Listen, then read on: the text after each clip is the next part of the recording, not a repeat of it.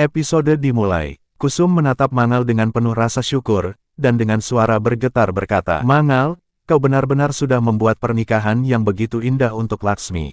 Segalanya terasa penuh makna. Sementara itu, Laksmi tidak mampu menahan air matanya. Kesedihan dan kebimbangan bercampur jadi satu di wajahnya. Kartik menoleh pada Mangal, dan berkata, "Kak Mangal." Tetapi Adit yang berdiri di sampingnya segera menghentikan Kartik, dengan mengatakan, "Ya Kartik, kau benar.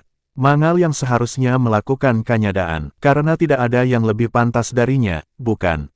Kusum pun mengangguk setuju, dan berkata, "Kau benar, Adit. Itulah yang sejak tadi juga kupikirkan." Busan mengatakan, "Ya, Mangal memang ayah sekaligus ibu bagi Laksmi." Akhirnya, dengan hati penuh haru, Mangal melakukan kanyadaan. Semua orang yang menyaksikan momen itu ikut terharu. Tidak lama kemudian, Adit mendekati Kartik dengan berkata, "Ayo Kartik, minumlah sedikit air." Kartik meneguk air itu, lalu menghela napas berat, dan mengatakan, "Aku dalam masalah besar, Kak. Aku tidak ingin melanjutkan pernikahan ini." Adit pun terkejut mendengarnya, dan berkata, "Apa, kau baru mengatakannya sekarang? Ini sudah terlambat, Kartik. Semua orang sedang menunggumu. Kalau kau mundur, bukan hanya keluarga yang terluka, tapi juga nama baik mereka akan hancur. Media pasti akan memberitakan dan kariermu akan tenggelam." Kartik menunduk dan dengan suara bergetar mengatakan, "Kak, aku tidak bisa. Aku yang memutuskan hidupku. Tolong jangan hentikan aku." Adit menatap Kartik dengan lengkap, dan berkata, "Kartik, kau tidak akan sanggup mengatakannya di depan semua orang. Dan bayangkan jika Bibi Gayatri jatuh sakit karena syok. Bahkan, bagaimana dengan Mangal? Bukankah dia akan hancur? Dan ibuku pun tak akan sanggup menanggungnya. Anggap saja ini tanggung jawabmu sekarang." Dengan langkah berat, Kartik kembali ke mandap. Mangal pun melanjutkan kanyadaan. Setelah itu, Kusum meminta Nidi melakukan Gatbandan. Namun Nidi menolak keras, dan mengatakan, "Bi, aku tidak akan melakukannya. Aku tidak menganggapnya sebagai saudaraku." Gayatri segera menengahi, dan berkata, "Jangan ciptakan drama, Nidi. Kalau kau tak mau, biar aku yang melakukannya." Pendeta lalu meminta Kartik dan Laksmi berdiri untuk memulai ritual pernikahan. Kartik dan Laksmi pun mengelilingi api suci bersama. Namun tiba-tiba,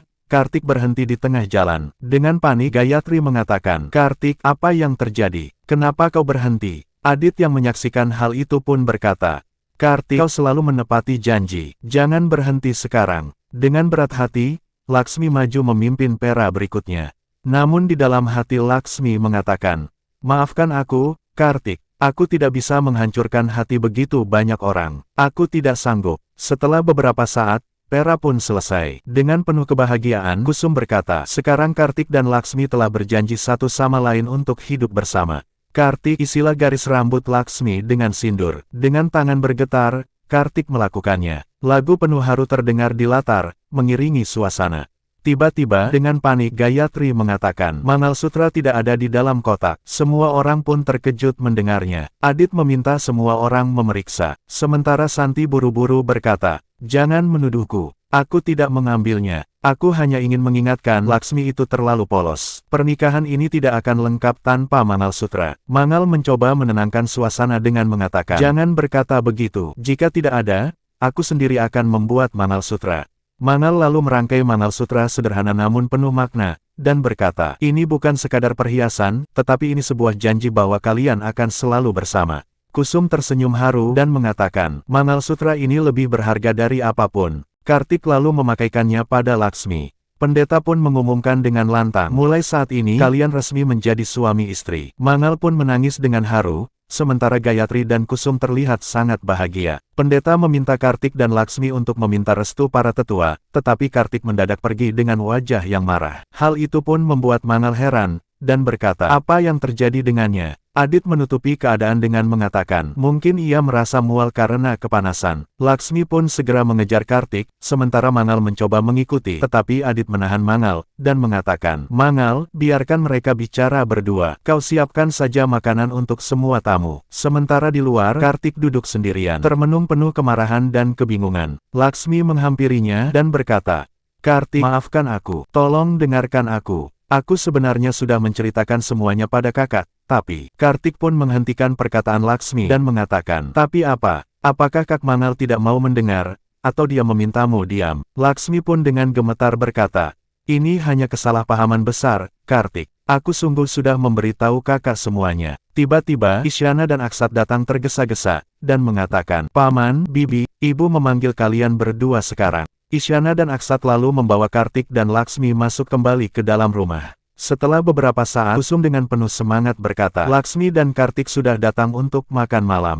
Kalian harus ingat bahwa ini adalah santapan pertama kalian setelah resmi menikah, sehingga momen ini harus terasa istimewa. Gayatri pun tersenyum hangat dan meminta Kartik serta Laksmi untuk duduk bersama. Mangal kemudian dengan penuh kasih menyajikan hidangan untuk Kartik dan Laksmi itu. Tiba-tiba, Kusum dengan penuh rasa keakraban menyarankan, Laksmi dan Kartik, makanlah dari piring yang sama, sebagai simbol kebersamaan. Mangal pun segera mengambil piring kecil, dan menaruhnya di hadapan mereka, lalu berkata, Bu, aku akan memanggil Adit untuk makan bersama.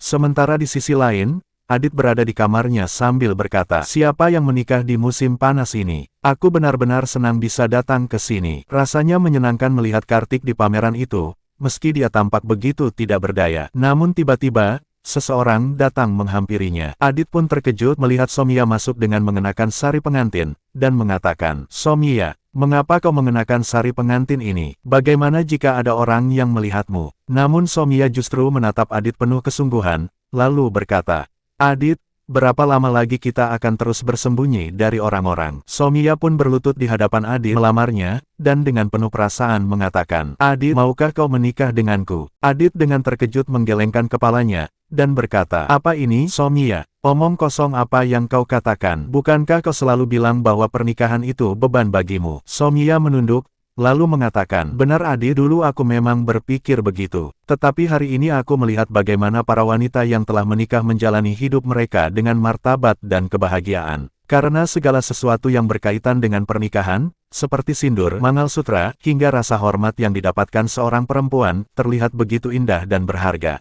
Adit, aku juga ingin merasakan kebahagiaan yang sama. Aku ingin menjalin hubungan suci itu bersama dirimu. Dengan penuh keberanian, Somia mengatakan, Adit, maukah kau menikah denganku? Aku ingin menjadi bagian dari hidupmu. Sementara di sisi lain, Mangal berkata, aku sangat bahagia hari ini, karena akhirnya adikku mendapatkan cinta sejatinya. Dan mulai sekarang, aku akan lebih fokus pada kehidupan rumah tanggaku.